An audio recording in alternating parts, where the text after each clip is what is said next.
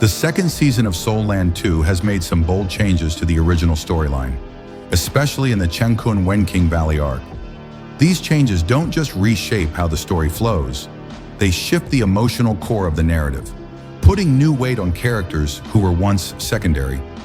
One of the most striking differences is how the God of Love has been reimagined. Originally a minor figure in the novel, she is now deeply woven into the plot, even becoming the key antagonist at one point.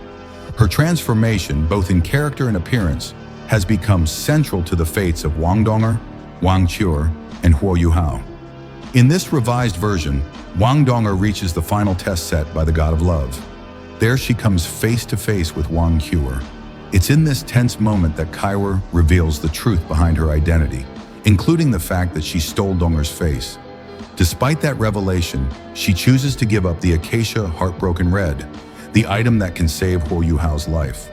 But her feelings remain complex and unresolved. In an emotional outburst, she threatens to eliminate Dong'er so she can stay by Yuhao's side. But something deeper is happening here, something far more sinister. What should have been a straightforward test of love becomes a dark manipulation. Qiankun Wenqing Valley is meant to challenge emotional bonds, but it's twisted by the God of Love's growing corruption. As the test progresses, the God of Love begins showing signs of a transformation, not into a higher being, but into something darker. No longer content with simply judging love, she manipulates the hearts and minds of those within her domain. Wang Qiuer, who had no real desire to kill Wang Dong'er, starts to act under the influence of this divine pressure. Her eyes turn red. Her forehead reveals ominous red markings. These are clear signs of an external force distorting her intentions. This shift in behavior isn't just a change in mood, it's a setup.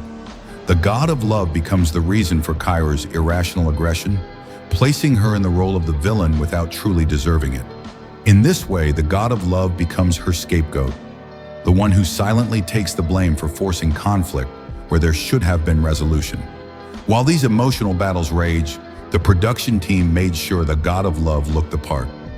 Unlike her brief mentions in the novel, the animated adaptation gave her a much larger presence, and with it, not one but 3 distinct appearances.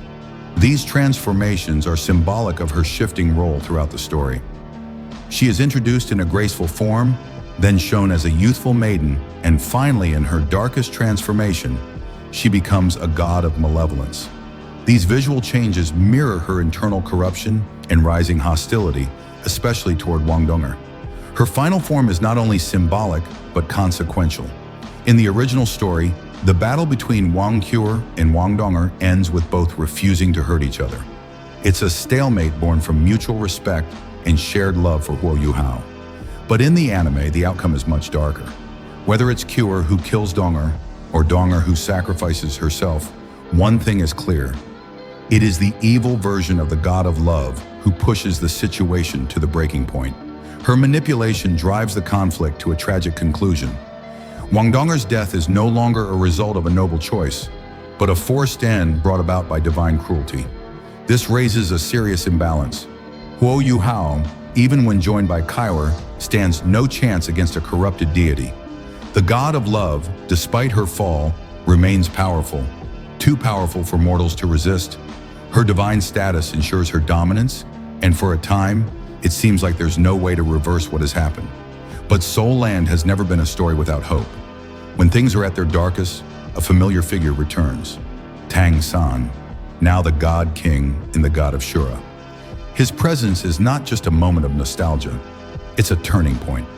Tang San alone has the divine strength needed to confront and defeat the corrupted God of Love. It is through his power that the balance is restored.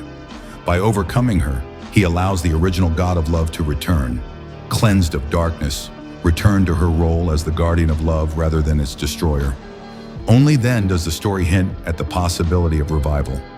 With the God of Love back to her true form, she can once again channel the energy of pure emotion, and with it, the power to bring Wang Dong'er back from death. Her redemption becomes the key to healing what she helped break. This entire transformation, from minor character to central figure, from love tester to love destroyer, and finally to redeemer, marks one of the most dramatic changes in the adaptation. It adds layers of complexity not found in the novel, and while it has sparked debate among fans, it undeniably deepens the emotional landscape of Soul Land 2. And that's it for today's breakdown of the God of Love's dramatic role in Soul Land 2.